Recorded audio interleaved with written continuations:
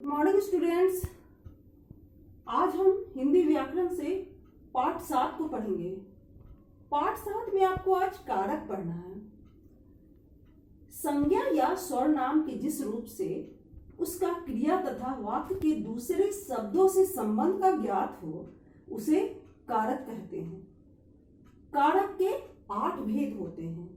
प्रत्येक कारक का विभक्ति चिन्ह होता है, यानी प्रत्येक कारक से बनाए हुए वाक्यों को बनाने के लिए प्रत्येक का अपना एक चिन्ह होता है। जैसे कर्ता का ने, कर्म का को, करण का से, संप्रदान का के लिए को और अपादान का से। अलग होने का भाव, अपादान में यहाँ जो हम से लिखेंगे वो अलग होने के भाव से संबंध है। जैसे पेड़ से पत्ते गिर रहे हैं, यानी पेड़ से पत्ता अलग हो रहा है। संबंध का के की रा रे री, अधिकरण का में पर और संबोधन का हे अरे। आइए इन सभी विभक्ति चिन्हों से हम बता रहे हैं। कर्ता कारक की परिभाषा, कर्म कारक की परिभाषा, करण कारक की परिभाषा, संप्रदान कारक की परिभाषा, अपादान कारक की परिभाषा, संबंध कारक की परिभाषा, अधिकरण कारक की परिभाषा और सबसे अंत में संबोधन कारक की परिभाषा। सबसे पहले हम कर्ता कारक की परिभाषा पढ़ेंगे। संज्ञा या सर्वनाम के उस रूप को कर्ता कहते हैं जिससे क्रिया करने वाले का बोध होता है। जैसे कमला स्वेटर बुन रही है। कर्म कारक नंबर दूसरा है कर्म कारक। शब्द के जिस रूप पर क्रिया के व्यापार का फल पड़ता है उसे कर्म कारक कहते हैं। जैसे सिपरा पौधे लगा रही है। अब है नंबर 3 में करण कारक।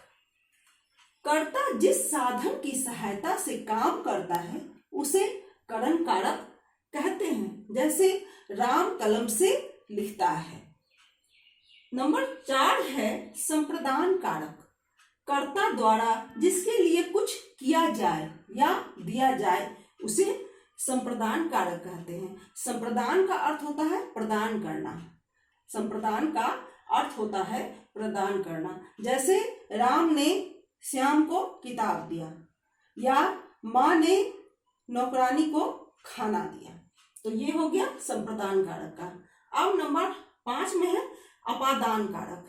संज्ञा या सर्वनाम के जिस रूप से किसी दूसरी वस्तु का अलग होना या तुलना करना या डरना पाया जाए उसे अपादान कारक कहते हैं। जैसे मैंने बताया अभी अलग होने के भाव को अपादान कारक में कि पेड़ से पत्ते गिर रहे हैं। अब है नंबर 6 में संबंध कारक।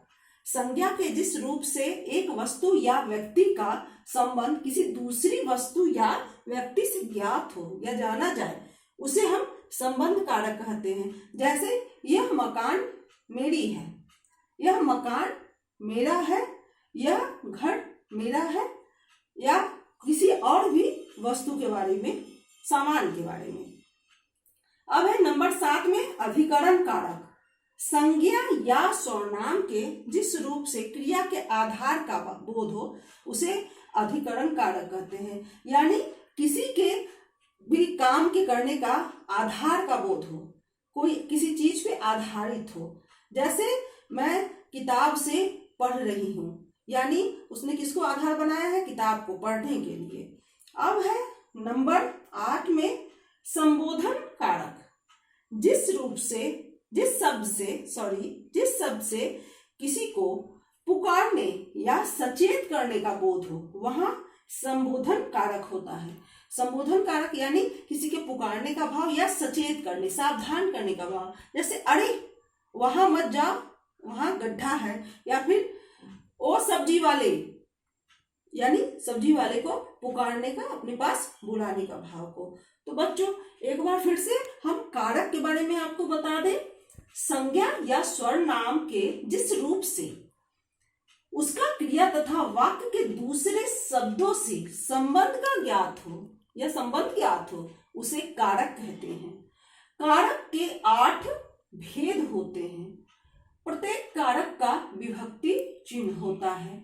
जैसे कर्ता का ने, कर्म का का, करण का से, संप्रदान का के लिए को और अपादान का से यानी अलग होने का भाव, संबंध का के की रा रे री, अधिकरण का में पढ़ और संबोधन का हे अरे।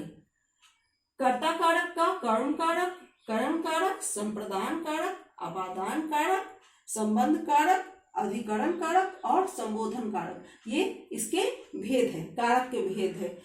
तो बच्चों, आपको मैंने कारक के परिभाषा को समझाते हुए उनके भेदों को बतलाया है और भेदों को भी एक एक उदाहरण के साथ बतलाया है। तो आशा करती हूँ इसको आप लोग याद करके कॉपी में इसकी परिभाषाओं को भेदों के साथ लिख लीजिएगा और उसकी भेदों के भी एक एक उदाहरण को लिखते हुए पूरी अच्छी से कॉपी को कंप्लीट करिएगा, पूर्ण रूप से पूरा करिएगा और उसको चिंतन मनन करके बढ़िया से कंठस्थ कर लीजिएगा। धन्यवाद।